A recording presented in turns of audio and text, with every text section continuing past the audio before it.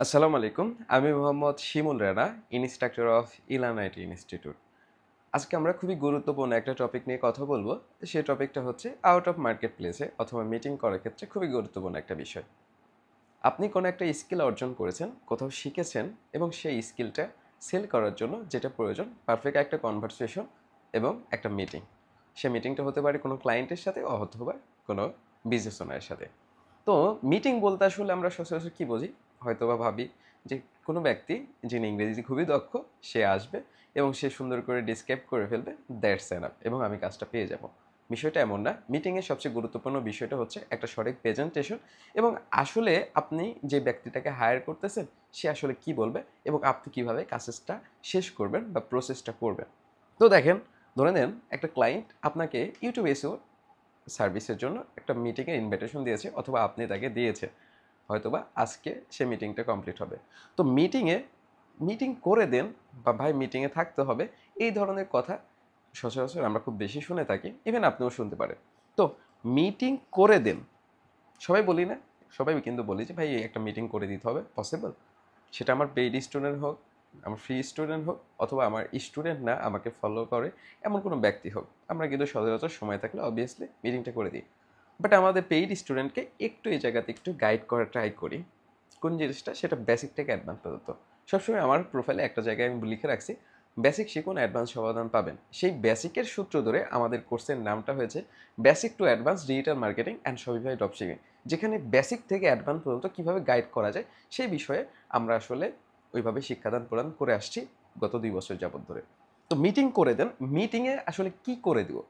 ধরেন আমি ইংরেজিতে খুবই দক্ষ, বাট সামহাও যে প্রজেক্টের জন্য বা ইউটিউব এসওর জন্য আপনি আমাকে হায়ার করে নিয়ে গেছেন বা আমাকে থাকতে বলছেন মিটিংয়ে, বাট আমি সেটার প্রসেস বা ফান্ডামেন্টাল কিছুই জানি না। আমি মিটিংয়ে আসলে কি প্রেজেন্ট করবো আর কি কথা বলবো? তো মিটিংয়ে ধরে নেন আপনার ক্লায়েন্ট, আপনি মিটিং করতে আমাকে ডেকেছেন অথবা আমি আপনার মিটিংয়ে থাকবো। আপনার টোটাল কনভারসেশনটা মিটিংয়ে ডিসক্রাইব করে আমি কাজটা নেওয়ার জন্য সর্বোচ্চ চেষ্টা করব। সেটার জন্য সর্বপ্রথম প্রয়োজন প্রেজেন্টেশন। কারণ একটা ক্লায়েন্টকে অথবা বিজনেস ওনারকে এই মিটিং পর্যন্ত নিয়ে আসতে অবভিয়াসলি আপনাকে প্রিভিয়াস কনভারসেশন করতে হয়েছে, কথা বলতে হয়েছে অথবা কি বিভিন্ন মার্কেটিংয়ের ফানেলের মধ্যে দিয়ে এই পর্যন্ত নিয়ে আসছেন।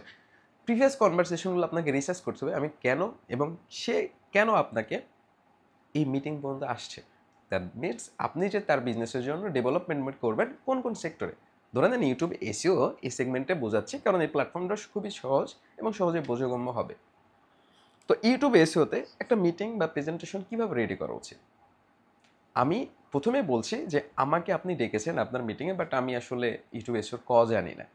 বাট আমি মিটিংয়ে গিয়ে বললাম গুগল অ্যাডভার্টাইজিংয়ের মাধ্যমে আমি পার ভিডিওতে ১,০০০ করে ভিউজ আপনাকে এনে দিতে পারবো। বাট যখন মিটিংটা কমপ্লিট হলো, তখন আপনি আমাকে প্রশ্ন করলেন, "শিমুল ভাই, আমি তো এই ধরনের সার্ভিস দিয়ে থাকি না ইউটিউব এসইও এর মধ্যে।